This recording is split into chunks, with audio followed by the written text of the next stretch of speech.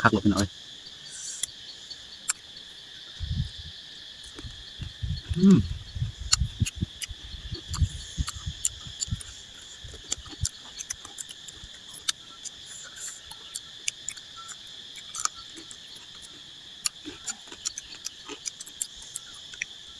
ว้าเผ็ด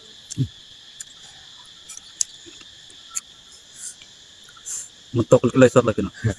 โอ้ยเผ็ดแล้วพี่น้องนี่ไม่อยากสู้ใช่ไหมที่สู้พี่น้อง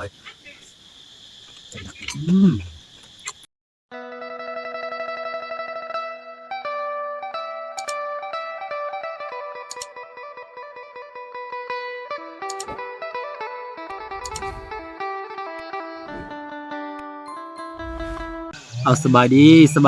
พี่น้องสู้สุขคนเนาะวันนี้กับพบกับสาวดิสแนลคือเก่าพี่น้องวันนี้บาวดิสิไปกินสมมะม่วงเนาะมะม่วงก็ซอพี่น้องนี่แก้วพี่น้องก็ขักลบ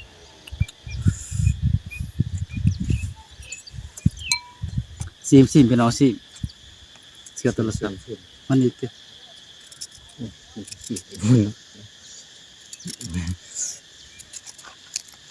ได้ดีโอ้ขักแก้วพี่น้องนี่ก็ได้ทำแรงแห้งมากพี่น้องชิมพี่น้องซิมกลางชิมมองเลยซิมม่วงพี่น้อง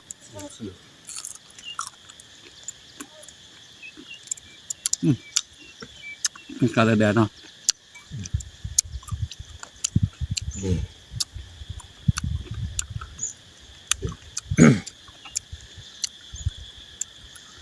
กำแรงแห่งมันได้รอให้เงือกเลยว้าพี่น้องงงอ่ะฮะ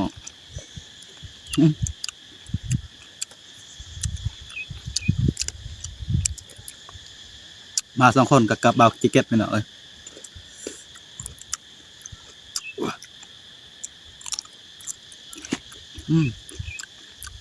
คือกินมาอยู่ปลายลงพี่น้องฮะ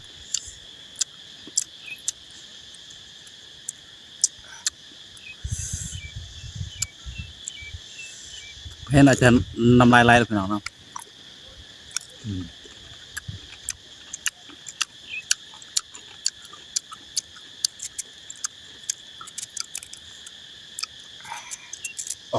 จะไรแสบอยู่บ่แสบคอแซ่บข้อ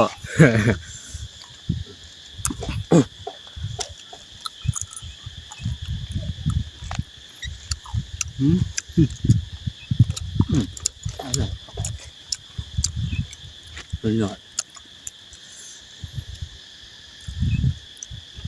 แสบ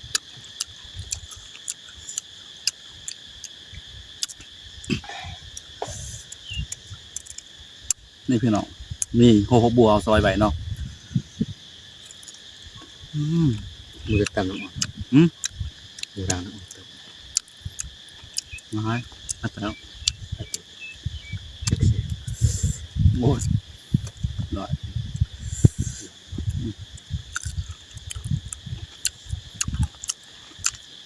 กระมาดังทั่วประเทศแล้วดักไอ้นี้จะหนาวเลยว้า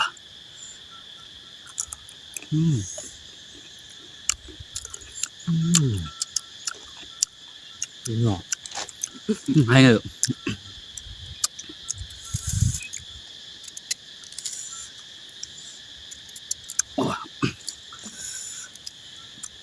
เบื้องหน้ากับปากพาติตามไปนำพี่น้องเนาะพาติตามไปเลยพี่น้องเด้อกดไลค์กดแชร์ซองมาอีกพี่น้องนี่คักหลบพี่น้อง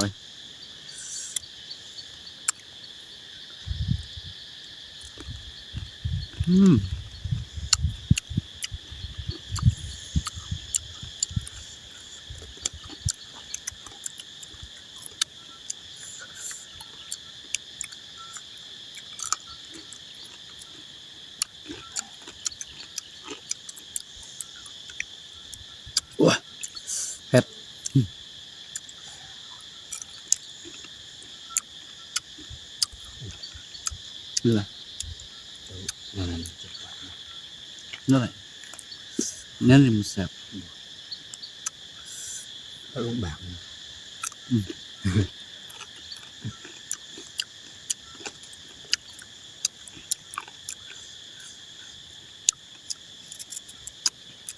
อยู่ปานนั่นแหละพาเอาอ่ะ เผาแบบ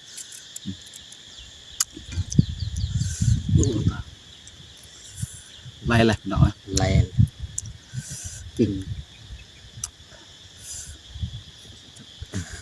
นี่พี่น้องโอ้คักๆหลอดพี่น้อง สด บวงกระดก สดเอาคนนี้แบบสดเอาคนนี้แบบ แล้วนี่ ชอบบกสด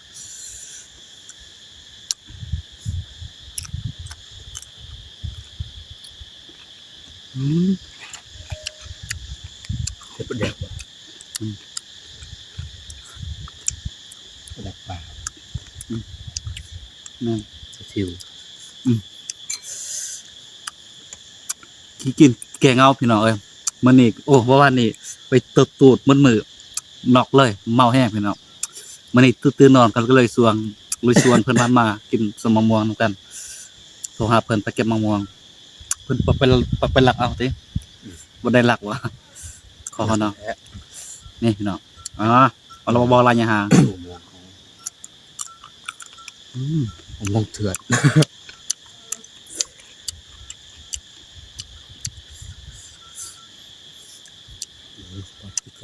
มะม่วงกสอ เอาไปเล่นหน่อยมันครับอุ๊ย ไม่เห็นเหรอ ขับปาก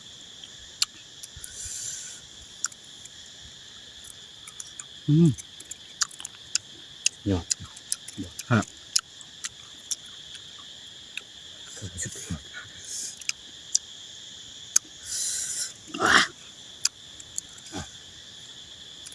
ญาติกันปะ เป็นงานกันปัด มันแสบหลายพี่น้อง โอ้ย หนา ก็ประกอบไป เป็นจะไร เป็นอ้ายเหรอ อันนั้นขันคอ คือยางมะม่วง ยา เขาจะกินบ้านหลามก็เป็นนั่นนั่นแหละ จะผิดนะ นี่พี่น้องกินอยู่ไปลายดงกินแบบนายยังย้อนเลยพี่น้องเอ้ย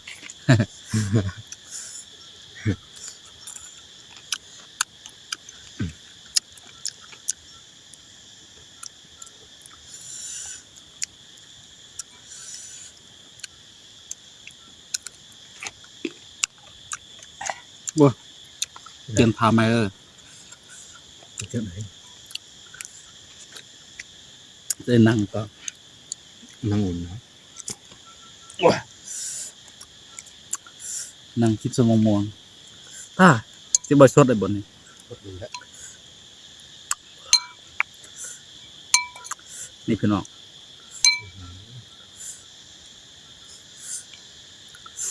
มันตกก็เลยสดเลยพี่น้อง โอ้ยพี่สิเป็นเนี่ย เผ็ดแล้วพี่น้องนี่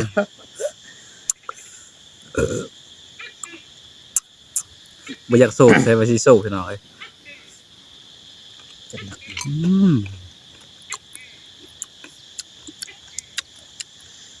เบิ้ง เจ้าของยูทูบคนนี้จับหนัก มันเลยฮัก ตาตายจนโกรธเนาะ ผมแม่นด้วยสิเดิมบ่ได้จัดดอกวันนี้จะจัดหนักวันนี้เปิดมื้อสิกินเหล้ากินเบียร์โอ้บ่ไปงานน้องเนาะ หนักเชียว งานน้องเสียว ไปเอาเมียอยู่เมืองอัน เบิ่ง เมืองพวง น้องกระวงอยู่ไกลแล้วล่ะ เมืองพวงนะครับเปลือก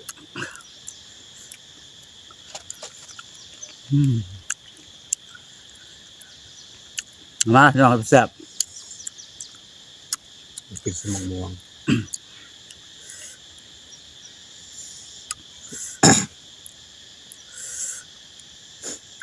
การห่อนสิสมองม่วง อากาศกันร้อนพอดีคักพี่น้องเอ้ยตกใส่หมุยพี่น้องเอ้ย โดดให้มือก็หอด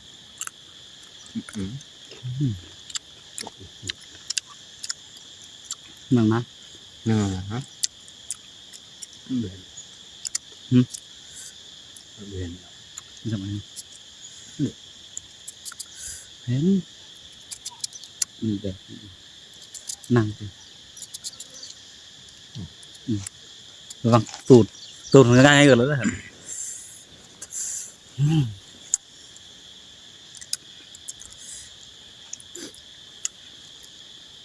จัดไปพี่น้องเลย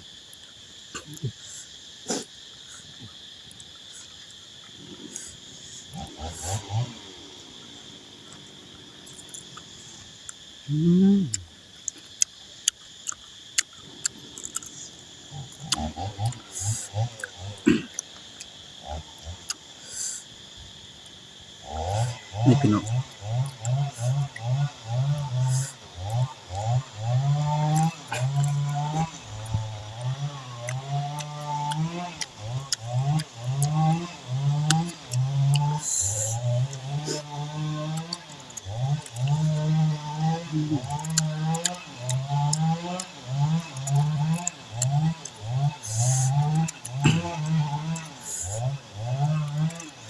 โลกเสียงจักครับเขาเล่นใหม่เนาะ เอาเลยมือ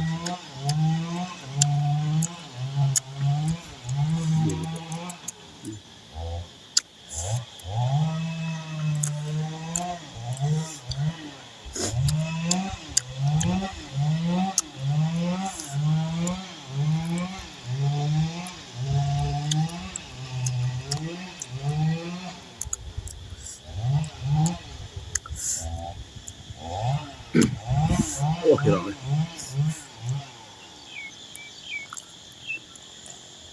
ต้องโชคพี่น้องนะ สู้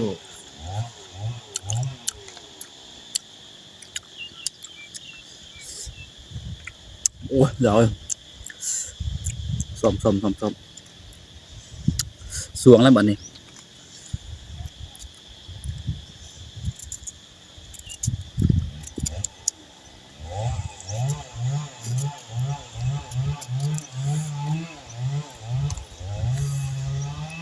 เดี๋ยวมัน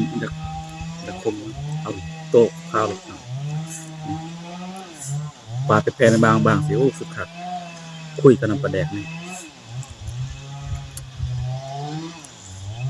สุดขัดแล้วพี่น้องเลย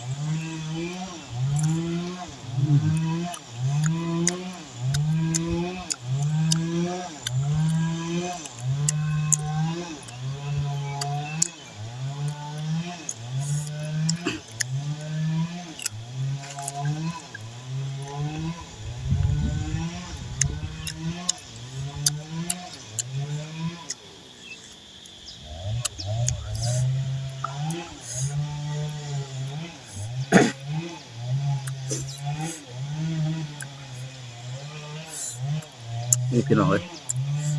มาFC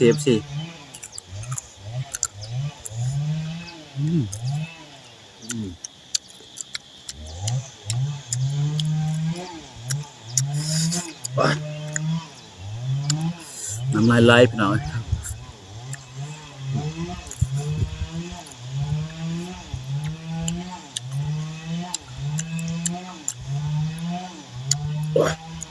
เจ็บประแดกแซ่บใส่ข้าวคั่วยังดีตักยาว